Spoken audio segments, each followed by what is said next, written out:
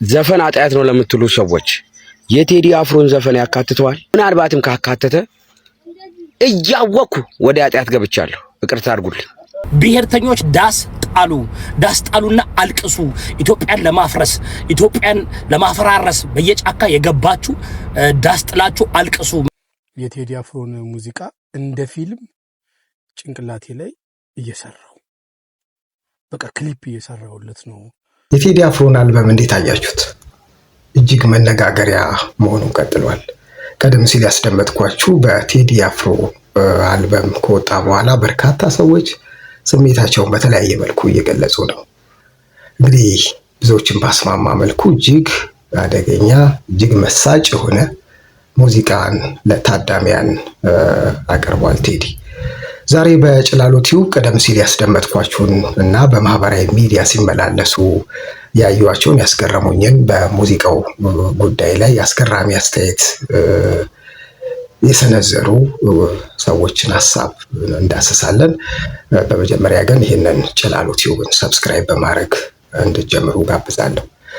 ቀጥለን እስቲ እንግዲህ የቴዲ አፍሮ አልበም ጋር ተያይዞ በርካታ የፕሮቴስታንት እምነት ተከታዮች ሙዚቃ ኃጢአት ነው፣ እኛ ቴዲ አፍሮን ሙዚቃ አንጠብቅም በሚል ከእምነት ጋር ለማገናኘት ሀሳብ ለመሰንዘር የሚጥሩ ብዙ ሰዎች አሉ። ይህም በማህበራዊ ሚዲያ በደንብ ተሰራጭቷል እና ይህንን በማስመልከት ይመስለኛል አንድ የመከላከያ ሰራዊት አባል ልብሱን የለበሰ በዛ መነሻነት ነው እንደዛ ያልኩት ኃጢአት ከሆነ ሙዚቃ መስማት በቴዲ ተሳስቻለሁ የሚል አስገራሚ አስተያየት በማህበራዊ ሚዲያ ያለው እሱን ቪዲዮ እስቲ ላስደምጣችሁ።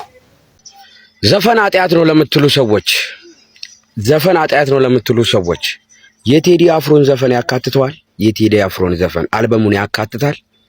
ምናልባትም ካካተተ እያወኩ ወደ ኃጢአት ገብቻለሁ፣ ይቅርታ አድርጉልኝ። እያወኩ በቃ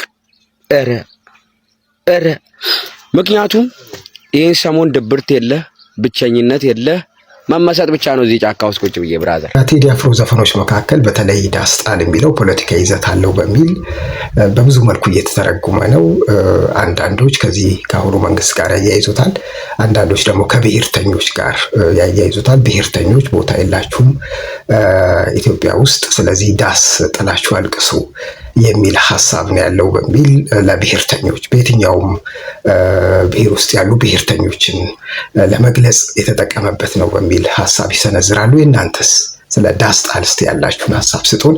እኔ ግን በማህበራዊ ሚዲያ ያገኘሁትን አንድ ሀሳብ እሱን ቪዲዮ ልጋብዛችሁና እንመለሳለን። ጭላሎ ቲዩብ ነው የምትከታተሉት። ዳስ ጣል ማለት እንግዲህ ዳስ ማለት ቴንት ማለት ነው። ዳስ ማለት እንግዲህ ለቅሶ ላይ ሀዘን ላይ ላሉ ብሔርተኞች ዳስ ጣሉ ተብላችኋል። ብሔርተኞች ዳስ ጣሉና አልቅሱ። ኢትዮጵያን ለማፍረስ ኢትዮጵያን ለማፈራረስ በየጫካ የገባችሁ ዳስ ጥላችሁ አልቅሱ። ምክንያቱም እኛ በኢትዮጵያዊነታችን ተገፍተናል።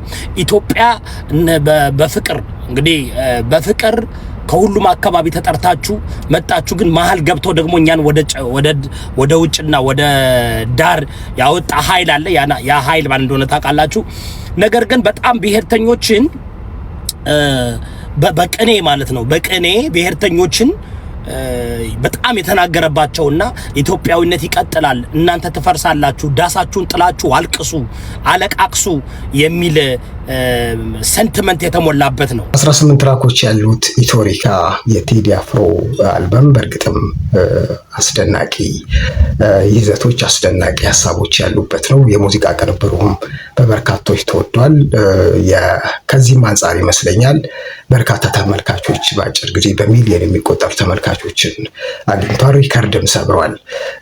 ከተወደዱ ሙዚቃዎች መካከል ቀደም ሲል ዳስ ጣልን አይተናል። ስምምን ጉራግኛውም ስለ ኢትዮጵያ የሚያወሳ ሙዚቃ ነው። እሱም በጣም እየተደመጠ ነው። መሪማ የሚለውም ሙዚቃ በጣም ተወዷል። አንዱ በማህበራዊ ሚዲያ ላይ ልክ ፊልም እንደማይ አይነት እያደመጥኩት ፊልም የማይ አይነት ነበር የሚሰማኝ ብሏል። እሱን እስቲ ላስደምጣችሁና እንመለሳለን። የቴዲ አፍሮን ሙዚቃ እንደ ፊልም ጭንቅላቴ ላይ እየሰራው በቃ ክሊፕ እየሰራውለት ነው ስነዳ የነበረውና ይሄኛው ሙዚቃ ግን ማሪማ አንዲትን ሀረብ ሀገር ያለች ሴት በ5 ደቂቃ ውስጥ ቁጭን ያደረጋት እና ዝም ብዬ ሳስበው አግኝቷት ይዟት አናግሯት ውስጡ ገብታ ይሄን ግጥም የጻፈው ይመስለኛል። እንግዲህ ቴዲ አፍሮ ሙገሳ ብቻ አይደለም ትችትንም አስተናግዷል። በርካታ ሰዎች በተለያየ መልኩ ይገልጹታል። ቀመረኛ ነው፣ ጊዜውን ጠብቆ መስራቱ፣ ፖለቲከኛ ነው የሚሉ ሀሳቦች ሰንዝረውበታል። ከዚህ ከሙዚቃው ጋር ተያይዞ በዚህ ጉዳይ ላይ እስቲ የተሰጡ ሀሳቦችንም የተወሰነ ላስደምጣችሁ። ቴዲ አፍሮ የሰራው አልበም ምንድነው ጥቅሙ? ጥቅሙ ምንድነው? ለኔ የሚጠቅመኝ ነገር ምንድነው?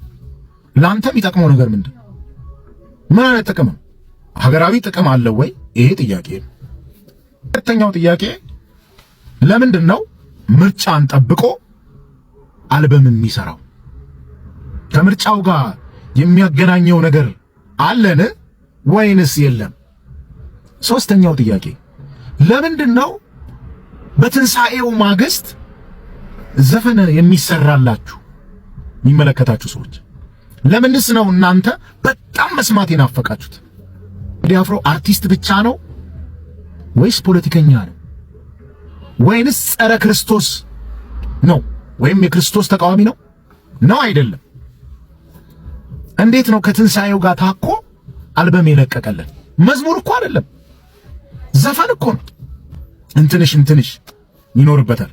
ከዛ ሀገርን በተመለከተ ደግሞ ፖለቲካ የተቀባባ ነገር ውስጠ ወይራ ምናምን ሰምና ወርቅ አድርጎ መንግስትን ተንኮስ ምናምን ፖለቲካው ኔጌቲቭ እሳት ወጣቱን ምናምን እንደዚህ የለው ሊኖር ይችላል።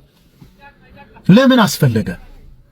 ሪሊ ለሀገራችን እንደዚህ አይነት ነገር ነው ወይ የሚያስፈልጋት? አሁን ኢትዮጵያ ያለችበት ሁኔታ ምን አይነት ነገር ነው የሚያስፈልጋት? ይሄ ያስፈልጋታል ወይ? የቴዲ አፍሮ በየአይነት ዘፈን ያስፈልጋል? በአጠቃላይ አንጋፋው ድምፃዊ ቴዲ አፍሮ ኢትዮሪካ የተሰኘው አልበሙ የተዋጣ ነው ማለት ይቻላል። የእናንተ ሀሳብና አስተያየት ምን ይመስላል? ጭላሉ ቲዩብን የተከታተላችሁት ቤተሰብ እንድትሆኑ ሰብስክራይብ በመንካት ቤተሰብ ሁኑ። ስለነበረን ጊዜ በጣም እናመሰግናለን።